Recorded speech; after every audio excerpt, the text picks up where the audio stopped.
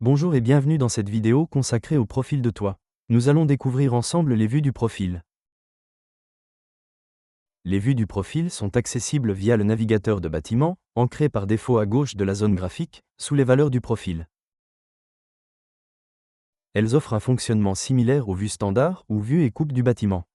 Ainsi, il vous est aussi possible d'enregistrer différents paramètres tels que les objets à afficher, les cotations, etc.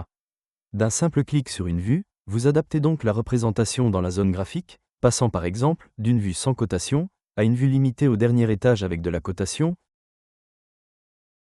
ou encore à une vue détaillée du pied de chevron. Naturellement, la modification des objets reste possible dans chaque vue. Vous pouvez donc travailler dans n'importe quelle vue, puisque ces objets seront adaptés dans chaque vue créée. Bien sûr, les objets de dessin second créés manuellement doivent être adaptés si l'objet concerné a été modifié.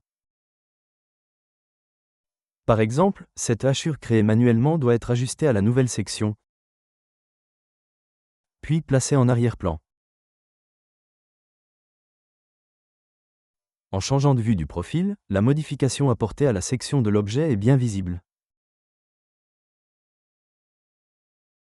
Vous pouvez modifier, adapter ou créer une nouvelle vue standard depuis les fonctions du menu contextuel, appelées par un clic droit sur une vue du profil.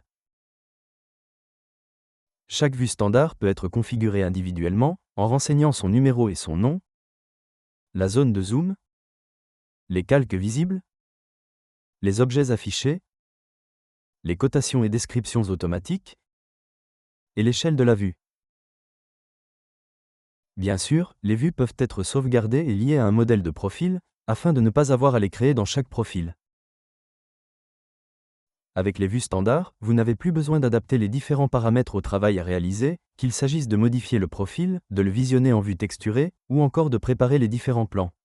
Merci d'avoir visionné cette vidéo en espérant qu'elle vous a été utile.